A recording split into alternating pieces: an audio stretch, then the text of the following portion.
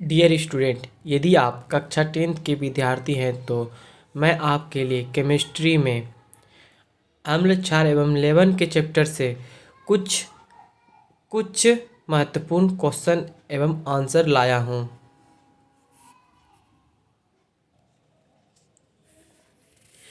अम्लीय और भस्मीय मूलक क्या है? उदाहरण के साथ समझावे। लवण दो आयनों से मिलकर बनते हैं। इसमें एक धनायन होता है और दूसरा ऋणायन है। धनायन भस्म से प्राप्त होता है जबकि ऋणायन अम्ल से प्राप्त होता है। भस्म से प्राप्त आयन को भस्मीय मूलक और अम्ल से प्राप्त आयन को अम्लीय मूलक कहते हैं। जैसे सोडियम क्लोराइड के बनने में Na+ भस्मीय मूलक और Cl अम्लीय मूलक आपस में संयोग कर NaCl लवण बनाता है।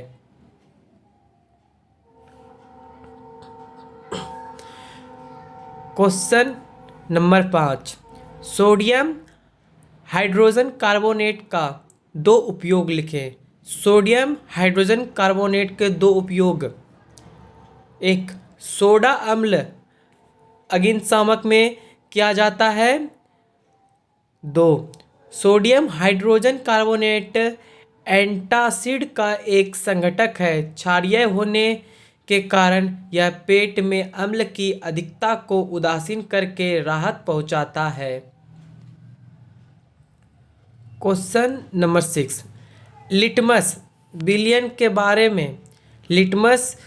के बारे में आप क्या जानते हैं? लिटमस विलयन बैंगनी रंग का रंजक होता है जो थैलोफाइटा समूह के लाइकेन पौधे से निकाला जाता है। प्रायः इसे सूचक की तरह उपयोग किया जाता है। लिटमस विलयन उदासीन होता है और यह बैंगनी रंग का होता है। बहुत से प्राकृतिक पदार्थ जैसे लाल पत्ता गोभी, हल्दी, हाइड्रोजिया, पेट्रोनिया एवं जेरानियम जैसे कई फूलों की रंगीन पंखुड़ियों किसी विलयन में अम्ल एवं क्षारीय की उपस्थिति को सूचित करता है। इसे अम्लसार सूचक अथवा सूचक कहा जाता है।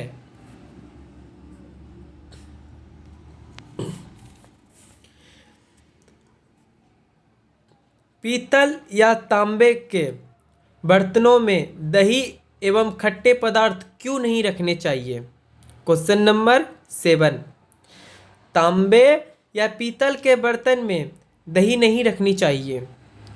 दही में अम्लीय गुण होता है क्योंकि दही खट्टा होता है।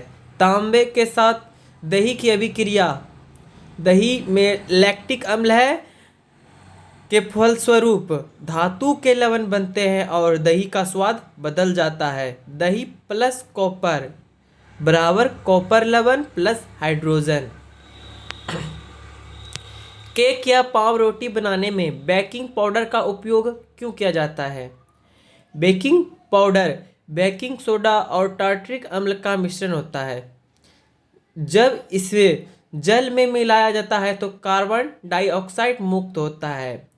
NaHCO3 प्लस H प्लस बराबर CO2 प्लस अम्ल का सोडियम लवण। इस अभिक्रिया से उत्पन्न कार्बन डाइऑक्साइड के कारण पाव रोटी या केक फूल जाता है तथा इससे यह मुलायम और स्पंजी हो जाता है।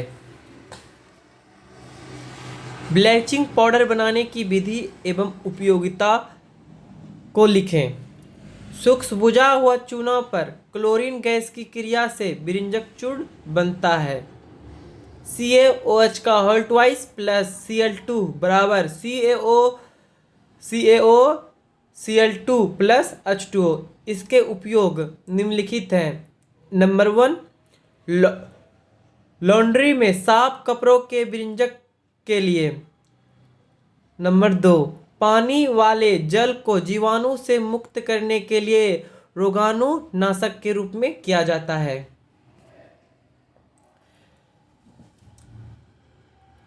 Question number 10। अम्ल क्षार एवं लवण से हाइड्रोक्लोरिक अम्ल के कुछ उपयोग को लिखें।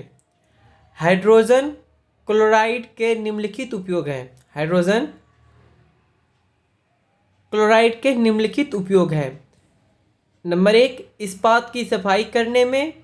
नंबर 2, अमोनियम क्लोराइड बनाने में। नंबर 3, औषधियों के निर्माण में। एवं नंबर 4, सौंदर्य प्रसाधन में। सोडियम हाइड्रोक्साइड के कुछ उपयोग को लिखें। सोडियम हाइड्रोक्साइड के निम्नलिखित उपयोग हैं। नंबर 1, धातुओं के ग्रीज हटाने में प्रयुक्त होता है। नंबर 2, साबुन बनाने में इसका उपयोग होता है। नंबर 3, अपमार्जक के निर्माण में। नंबर 4, कागज बनाने में तथा नंबर 5, कृत्रिम फाइबर बनाने में उपयोगी है। आयोडीन युक्त नमक के उपयोग की क्यों सलाह दी जाती है? आजकल आयोडीन नमक के उपयोग पर काफ़ी जोर दिया जाता है। आयोडीन हमारे शरीर के लिए आवश्यक तत्व है। इसकी कमी से थायराइड से संबंधित रोग होता है। आयोडीन की कमी से आमतौर पर घेघा रोग होता है। साधारण नमक में थोड़ा पोटेशियम आयोडेट या पोटेशियम आयोडाइड मिला देने पर आयोडाइज्ड नमक बन जाता है। इसके सेवन से शरीर में आयोडीन की कमी नहीं होती है। कॉपर सल्फेट के सूक्ष्म क्रिस्टल को गर्म करने पर उस पर होने वाले प्रभावों को लिखें। आंसर, एक सूक्ष्म प्रणाली में कॉपर सल्फेट के कुछ क्रिस्टल लेकर स्पिरिट लैंप पर गर्म कीजिए। गर्म करने पर इसका नीला रंग समाप्त हो जाता है और यह श्वेत हो जाता है।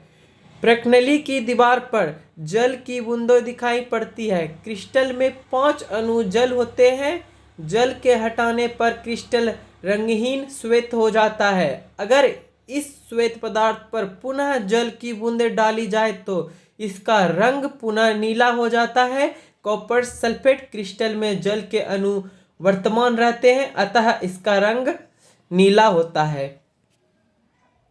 अम्ल क्वेश्चन नंबर 14, अम्ल एवं क्षारक के बीच की अभिक्रिया को उदासीनीकरण अभिक्रिया क्यों कहते हैं? क्यों? एक उदाहरण दें।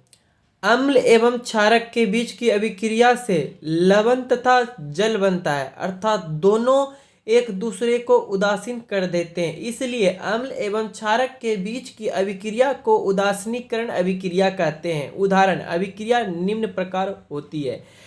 NaOH sodium hydroxide plus HCl hydrochloric अम्ल बराबर NaCl sodium chloride plus H2O लवण और जल बनाया। हमारे आमाशय में अम्ल की भूमिका क्या है? आंसर, हमारे आमाशय में अम्ल की भूमिका। नंबर 1, हमारे आमाशय में हाइड्रोक्लोरिक अम्ल जठर ग्रंथियों से स्रावित होता है और भोजन में अम्लीय माध्यम प्रस्तुत करता है, जिससे जठर रस का पेप्सिन नामक एंजाइम अम्लीय माध्यम में कार्य कर सके। यह भोजन में उपस्थित रोगाणुओं को अक्रियाशील एवं नष्ट करता है। नंबर 3, यह भोजन को शीघ्रता से नहीं पचने देता है। क्वेश्चन नंबर 16, अस्पतालों में टूटी हुई अस्थियों को जोड़कर बैठने के लिए उपयोग में लाए जाने वाले यौगिक का नाम लिखिए।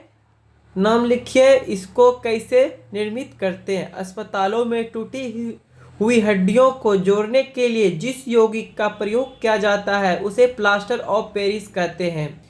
इसे रासायनिक दृष्टि से calcium sulphate hemihydrate CaSO4 H2O कहते हैं। इसे भट्टी में जिप्सम को 373 केल्विन ताप पर गर्म करके बनाया जाता है। CaSO4 H2O बराबर CaSO4 half H2O plus half SO2 plus H2O gypsum and plaster of Paris. ब्रिंजक चूर्ण के क्या क्या महत्वपूर्ण उपयोग हैं? ब्रिंजक चूर्ण के निम्न महत्वपूर्ण उपयोग हैं। नंबर 1, इसे सूती कपड़े, लिनन और लकड़ी के गुर्दे में उड़ाने के लिए प्रयुक्त किया जाता है। नंबर 2, पीने योग्य पानी से हानिकारक जीवाणुओं के नाश के लिए इसका प्रयोग किया जाता है। क्लोरोफॉर्म बनाने में प्रयुक्त किया जाता है। नाश करने वाले ऊन का इसकी सहायता से निर्माण किया जाता है। प्रयोगशाला और उद्योगों में ऑक्सीकारक का कार्य करता है।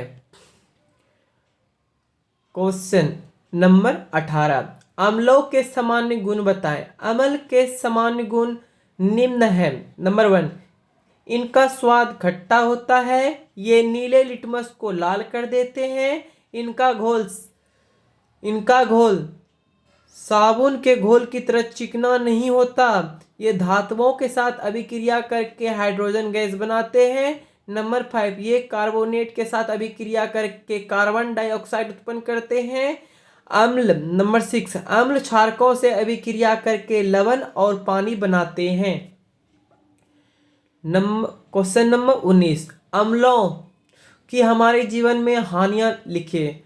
अम्लों की हमारे जीवन में निम्न हानियां हैं। नंबर 1, ये सजीव कोशिकाओं को नष्ट करते हैं। नंबर 2, सांद्र अम्ल त्वचा और कोमल अंगों को गंभीर क्षति पहुंचाते हैं। नंबर 3, कुछ खाद्य पदार्थों को खराब कर देते हैं। क्वेश्चन नंबर 20, क्षारकों के सामान्य गुण लिखें। क्षारकों के सामान्य गुण निम्न हैं।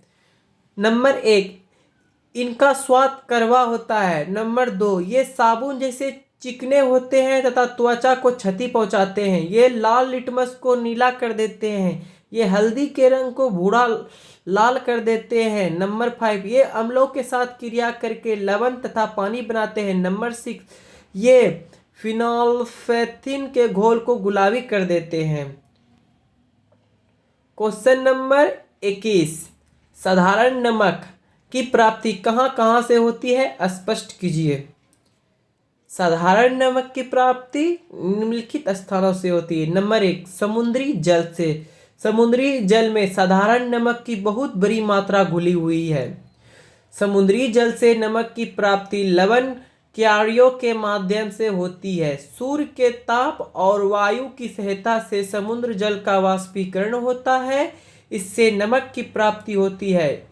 इस नमक में MgCl2 इंटू MgSO4 जैसी अनेक अशुद्धियां मिली होती है। इन अशुद्धियों को दूर करके शुद्ध नमक प्राप्त कर लिया जाता है। खनिज नमक। संसार के अनेक भागों में ठोस लवण का निक्षेप होता है। यह खनिज लवण तब बनता था जब युगों पहले समुद्र का कोई हिस्सा सूख गया था। इस नमक का खनन उसी प्रकार होता है जैसे कोयले का किया जाता है। मंडी हिमाचल प्रदेश और खेवड़ा पाकिस्तान आदि में ऐसा नमक उपलब्ध है। अशुद्धियों के कारण यह नमक प्रायः भूरे रंग का होता है। कभी कभी भूमि तल की गहराई से जल में घोलकर पंपों की सहायता से बाहर निकाला जाता है। नंबर 3, झीलों से। राजस्थान की सांबर झील, अमेरिका की ग्रेट सॉल्ट लेक, रूस की लेक एल्टन आदि से भी नमक प्राप्त किया जाता है। इसे जल के वाष्पीकरण से प्राप्त किया जाता है। क्वेश्चन नंबर 22, धोने का सोडा तथा बेकिंग सोडा के दो प्रमुख उपयोग बताएं। धोवन सोडा के उपयोग। धोवन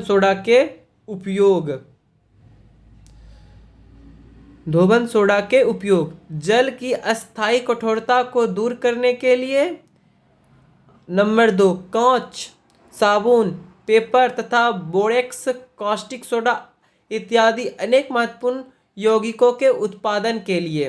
बेकिंग सोडा के उपयोग। नंबर 1, एंटासिड का एक संघटक क्षारीय होने के कारण अम्ल के आधिक्य को उदासीन करता है। नंबर 2, यह खाद्य एवं पेय पदार्थ के योज्य पदार्थ के रूप में प्रयुक्त होता है। बेकिंग चूर्ण में सोडियम हाइड्रोजन कार्बोनेट एवं टार्ट्रिक अम्ल या इस जैसा एक अम्ल होता है। जब बेकिंग चूर्ण को गर्म करते हैं तो इसमें विद्यमान सोडियम हाइड्रोजन कार्बोनेट विखंडित होकर कार्बन हाइड्रोक्साइड एवं सोडियम कार्बोनेट प्रदान करता है। कार्बन डाइऑक्साइड बाध्य करके ब्रेड एवं केक फूल जाते हैं।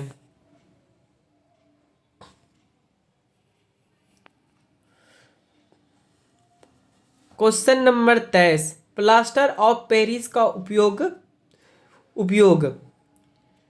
क्या है? प्लास्टर ऑफ पेरिस का उपयोग निम्न है। नंबर 1, इसे सांचे, खिलौने, सिरेमिक बर्तन आदि बनाने में प्रयुक्त किया जाता है। नंबर 2, सजावटी सामान, मूर्ति आदि इससे बनाए जाते हैं। नंबर 3, अस्पतालों में अस्थि विभाग और दंत विभाग के द्वारा इसका पर्याप्त किया जाता है। यह टूटी हुई हड्डियों को जोड़ने के लिए प्रयुक्त किया जाता है और टूटे हुए दांतों के स्थान पर नकली दांत लगाने के सांचे बनाए जाते हैं। नंबर 4, भवनों की दीवारों और छतों को समतल करने और उन पर डिजाइन के लिए इसका प्रयोग किया जाता है। अग्निशम संबंधी सामग्री इससे तैयार की जाती है। प्रयोगशालाओं में गैसों का रिसाव इससे रोका जाता है। यदि आपको यह वीडियो पसंद आया हो तो लाइक, सब्सक्राइब एंड शेयर करें।